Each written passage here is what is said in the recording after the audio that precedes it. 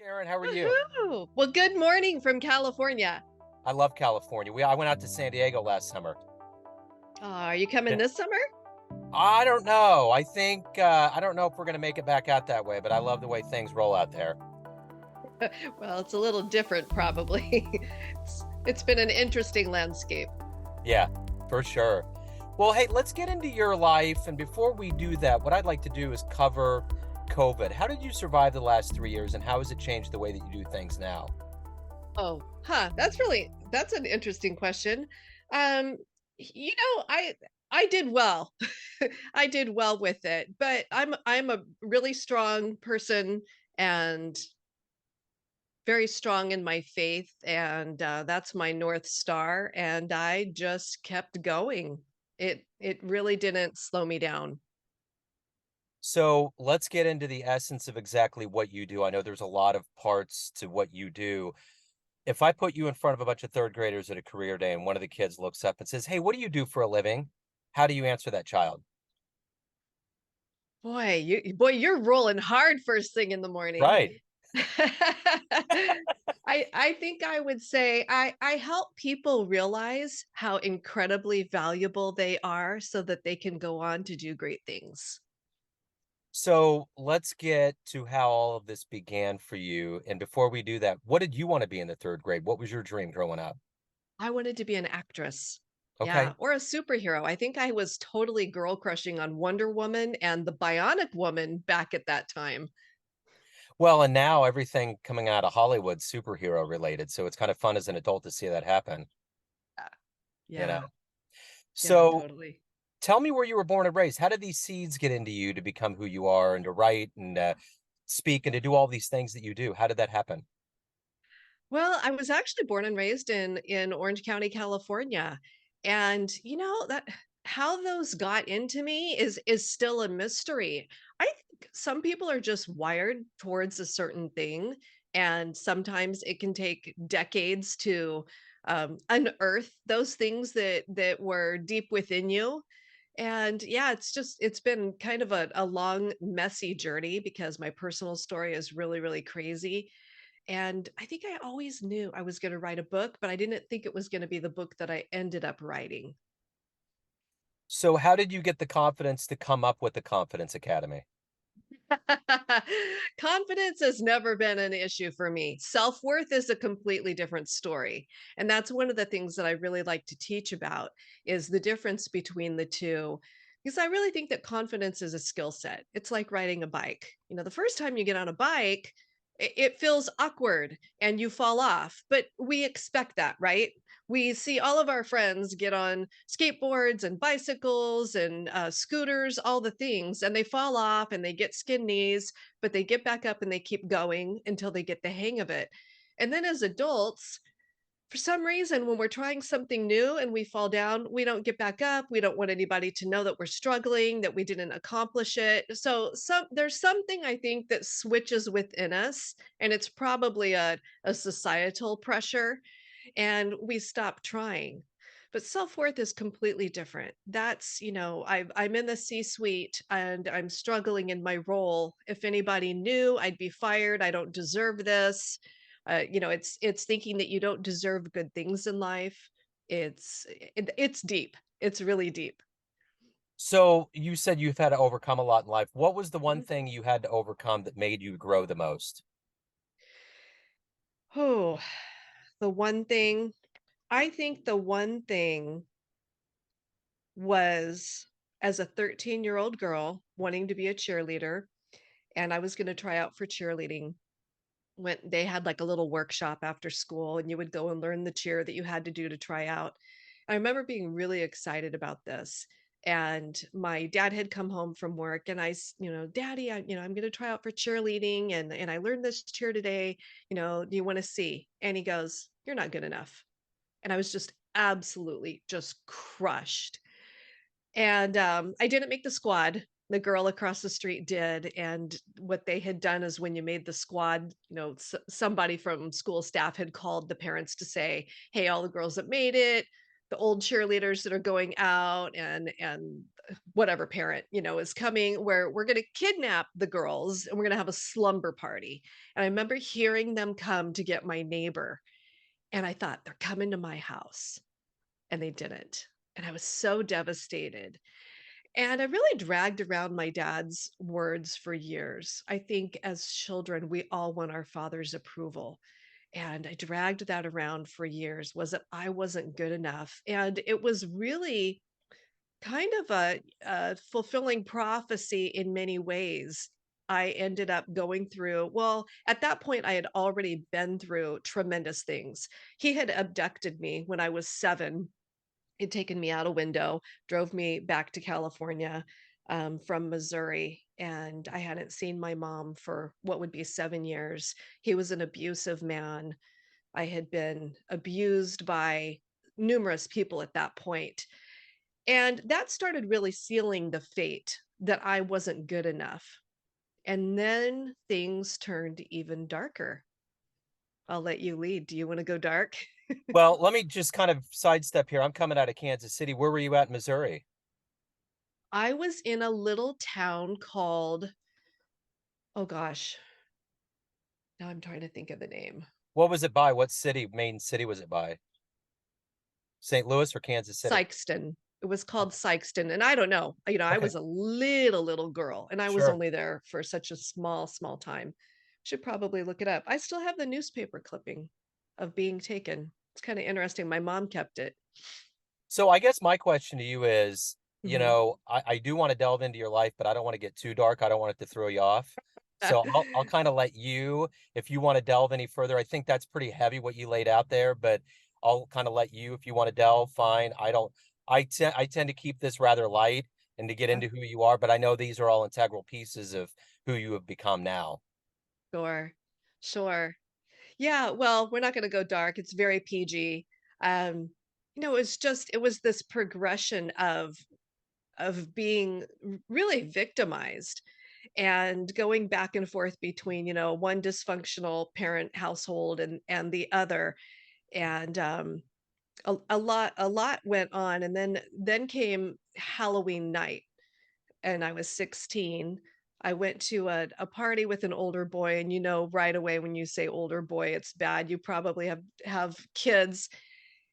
And when I got to this party, he wasn't particularly interested in being my date, which, I was kind of thrown off because 16-year-olds, when they go out with an older boy that has a car, you're just thinking, "Oh, wow, this is so exciting, and what's gonna happen, and is he gonna be my boyfriend?" and all this stuff. Well, what happened was somebody handed me a cup. Actually, it was one of his sisters. And I went into the bathroom with the cup and I was fixing my costume and I took a couple sips and immediately I was so tired. I thought, I just have to lay down on the floor for a minute. And 7 hours later, I woke up in a garage at a different location with the older boy. So what happened was when I got home after 4 in the morning, the lights were off and the front door was locked. And I had to wake somebody up to get in. My mother she just looked at me. She didn't say, "Where have you been? I've been, worried sick." She didn't ask what had happened. And it was then that everything that had already happened to me really sealed a fate for me, was that I wasn't good enough. In fact, I thought that I'm worthless. I'm just here for the taking of whoever. And I started to spiral downward and then was thrown back to my dad's house. And then at 17, he kicked me out and I was homeless and ended up living with an older brother that was a drug addict and his wife was a stripper, which is, the ideal environment for raising a teenager. And so I think what has happened with me going into like corporate training and just the different places that I've been is I find this is extraordinarily common for people to have had it's like Lemony Snicket's unfortunate events, like one after another. And you don't know because everybody just looks normal on the outside, right? Unless they're pushing a shopping cart down the street. So it's been really an interesting ride to get here and to be able to help others overcome the lies they believe about Yeah. themselves. Yeah, for sure. Yeah. So in this overcoming things and adversities that you've had to go through, who's been a hero for you, a role model? No, I think again, really goes back to my faith. Um, that's been the North Star. There's been at different times people that were kind of like point people in my life, but there hasn't been a consistent individual throughout my life. So, if you can meet anybody alive on the planet right now and spend some time with them, who'd it be? No, I think that would be my mom. She passed away when I was 29, and I kind of feel like there was an awful lot of questions that died with her. What is the fuel for you? What is the fire for you right now to do what you do, to be who you are? How did that happen? Yeah. You know what? I think it's the passion to help people.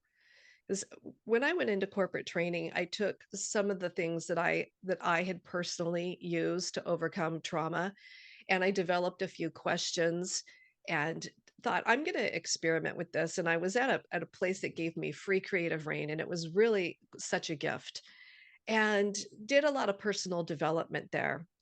Started asking key questions, and I would find that people would be breaking down, even crying within the training. And I thought, oh my gosh, I'm going to get fired. You can't make people cry in corporate training. But they would come up to me afterwards and say things like, I haven't spoken to my family in 10 years and I'm going to call them tonight. And just different things like that. And I saw when you stop and listen to people's stories and let them know that they're enough, you were lied to. Like when my dad said, you're not enough. He lied to me. You and I and everybody listening is enough. We are of extraordinary value. And if we start to believe that we're not, that's when everything starts coming undone. So, what's been your best client success story? One of your favorites up to this point? Mm. Oh my goodness. I had one particular client that she was so extraordinary. Every time that we would meet, she would take pages and pages of notes and she would message me with questions. She was much older than I. She was probably in her 60s, and she said to me, "I've been waiting my whole life to hear this." And that blew my mind. I thought, "How come nobody has told her? What happened here?" Yeah, absolutely. So, of all the things that you've accomplished in your life up to this point, what are you the proudest of? I think it's my book. I really think it's my book. Just the messages that I get from people that read it and tell me, wow, like the examples of saying like, Here's what happened to me." And I tell it in a very, friend over coffee way. And I say, look at how these patterns of thinking developed. Does that resonate with you? What might you be thinking that's not true? I get messages from people all over the world, and it just blows my mind because it's kind of like it's a little book. It's kind of like a little bit of a secret. It's not like I'm, on Forbes or something. Yeah. So, let's say you have a dream tonight. You run into that 16-year-old version of you, maybe before the Mhm, party, and you could give mhm. that version of you a piece of advice based on the wisdom you've gained in your life up to this point. What would you tell that younger version of you? Don't take the cup. There you go. Don't take the cup. But then on the other hand, okay, so as horrific as that was, I wouldn't have went through the nitty-gritty and have healed and be able to turn around and help others with that. So, such valuable lessons, would I pass on those? I don't know that I would. Yeah, that's the idea behind wisdom, because you Yeah. realize that things that were traumatic, it Mhm. all comes back and ultimately helps you grow. Um, so everyone out there has a perception of you, family, friends, Yeah. clients, colleagues, but Mhm. you're in control. What's your Mhm. perception of you? Who do you think you are? Mm. I think I'm the person that I am now. I think I'm the person that hopefully others would have wanted to be their next door neighbor or their best friend in high school, or the college roommate, the bridesmaid. I was never a bridesmaid. So if anybody needs a bridesmaid, hit me up. But I just want to be, that confidant, that rock to people. I hope that they see me that way, as being warm and open and willing to listen and support. I hope so. So, as somebody that's a writer, if what was the book that you read early on in your life that was either made you want to write or read more? Hmm. I'm such a book nerd, and I read a ton of books. That came when I was a little bit older. That probably started happening when I was later in my 20s, into my 30s, into my 40s. Ooh, now we're in the 50s. But a little over a decade ago, a book was given to me, and it was called You're Already Amazing. And it blew my mind. And that was one of the things that really started me to pivot. That was a little bit of a linchpin. I think it gave me permission to accept myself, to be like, "Hey, all these things happen to me, but they don't define me." Yeah, for sure. If anyone wants the book to learn more about you, anything pertaining to your world, where's the best place for them to go? They can go to Amazon or to Barnes& and Noble. Wonderful. Sharon, I always love these stories of overcoming. It's so good. I mean, we've all had our road to go down, but it says a lot when you can overcome and become who you want to be. Thank you. It's been quite an adventure. Yeah, for sure. Hey, send my best to California. I love it out there. Thank you so much. I hope you have an amazing weekend, and thank you for having me on your show. Absolutely. You do the same. Take care. Bye-bye. See ya.